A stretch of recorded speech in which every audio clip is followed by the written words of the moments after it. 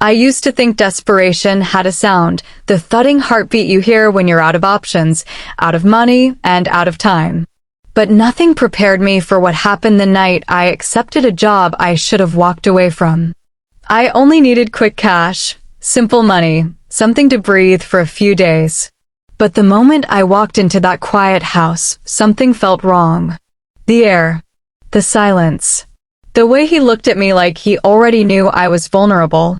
And then he made a request, not violent, not physical, but strange, unsettling, and nothing any normal person would ask.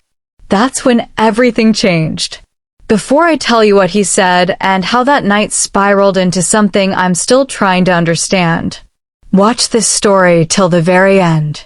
Because the truth behind his offer, and what it turned into, will shake you more than the request itself. I always thought rock bottom was a place you'd see coming. A slow fall. A long slide.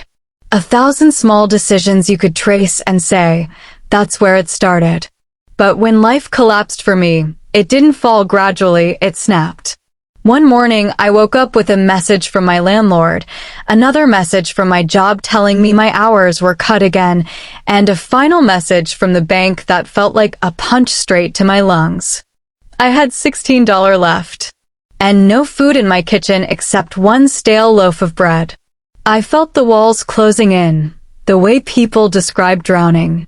Quiet. Slow. Until it isn't. That same afternoon, while I was trying to convince myself I wasn't going to panic, my neighbor, a woman named Tara, who was always in a hurry, mentioned something casually. There's an old man down the street, she said. He pays well for simple companionship at night. Nothing strange. Just watching over him. He's old, lonely, can't stay alone. The last girl he paid got $320 for one night. $320. I swear my heartbeat changed rhythm. You don't hear numbers like that when you're starving and jobless. Not for an overnight watch job. Not for something anyone could do. I asked her for the address before she even finished explaining. And that night, I made the worst decision of my life.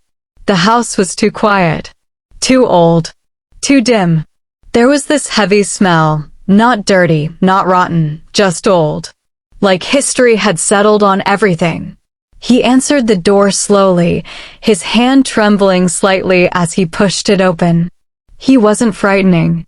He wasn't intimidating. Just alone. Are you the girl? He asked. I nodded, trying to hide how nervous I was. He didn't smile. He didn't introduce himself. He just stared at me for a long moment, like he was studying the shape of my fear. Come in, he finally said. The door clicked shut behind me louder than it needed to.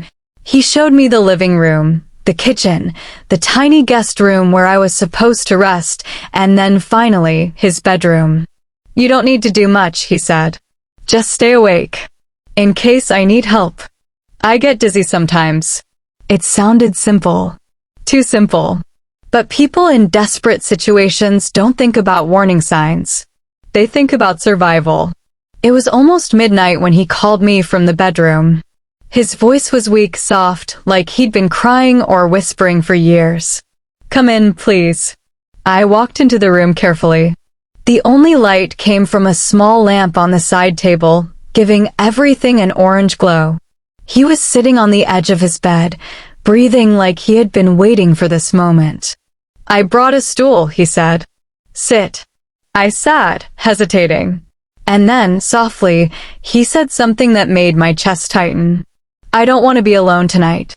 Not the kind of alone you feel in a room, but the kind of alone you feel in your soul. I need you to listen to something. And I need you not to judge me. I didn't know what he meant. But $320 was a number that makes you ignore things you shouldn't. He took out a small box from his drawer. It looked expensive, polished, like something important was kept inside. This, he said, is the only thing I have left that reminds me of the person I used to be. His voice cracked at the edges. And then he said the words that shifted the entire night from strange to unforgettable. I need you to hear my story. All of it. even the parts that made me into someone I'm ashamed of. And when I ask you a question at the end, I need you to answer it honestly. It wasn't what I expected. Not even close. But the intensity in his eyes, the trembling in his hands, the loneliness in his voice, it pulled me in. He opened the box. Inside it was a set of photographs, old, cracked, faded around the edges, of a woman with the warmest smile I'd ever seen. My wife, he whispered. The only person who ever understood me. He told me how they met, how they built a life together, how they survived everything except the one thing he never imagined losing her to, time. She didn't die suddenly. She faded slowly, the cruel kind of sickness that steals someone piece by piece until you're left holding memories instead of hands. As he spoke, tears rolled down his face. Not loud tears, the quiet kind that come from a wound too deep to heal. He talked about her laugh, her habits, her patience, her flaws that he adored, her voice he could still hear every night, even after she was gone. And then he said something that chilled the room. She used to sit right where you're sitting now, every night, talking to me, talking me out of my mistakes. And now she's gone, and I haven't spoken to another soul in months. He clenched his fists. I'm not asking you for anything inappropriate. I need to feel like there's someone left in this world who can look at me and not see a burden. The room went still. Not dangerous. Not frightening. Just heartbreaking. As the clock hit 2 a.m., he finally closed the box of photographs.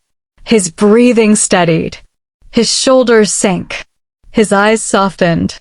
And then he asked me the question he warned me about. Do you think someone like me deserves a second chance at life? Or am I too far gone?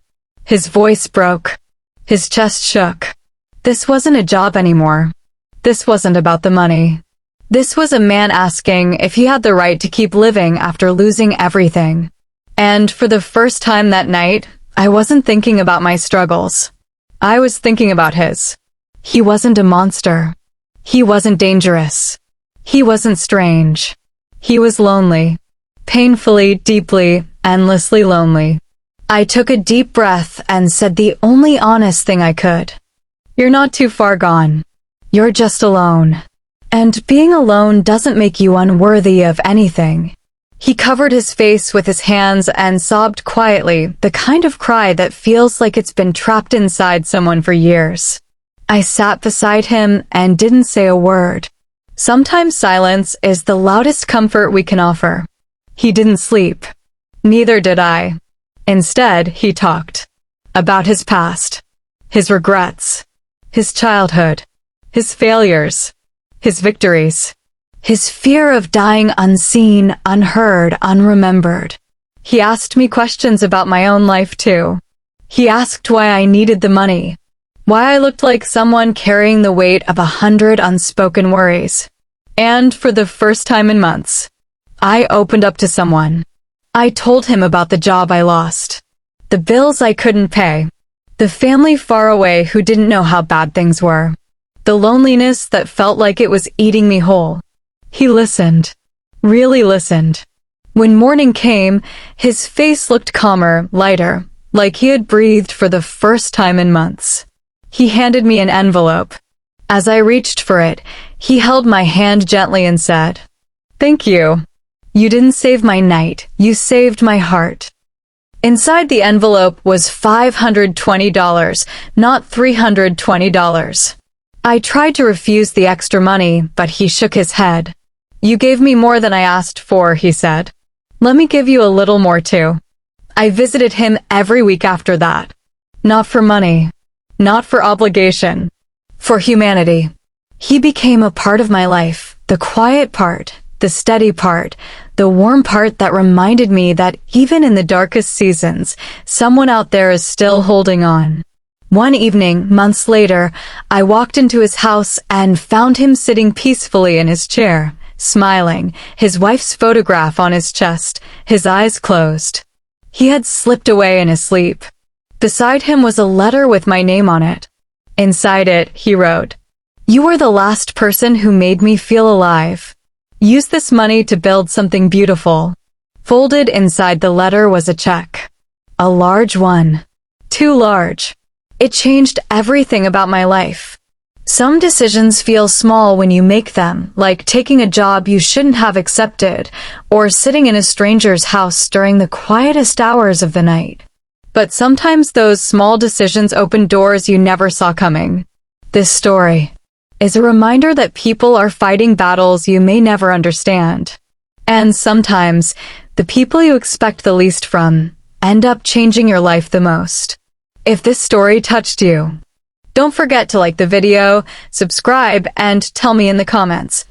Should she have taken the job that night? And whatever you do, make sure you watch till the end of every story we share. You never know which one will change something inside you.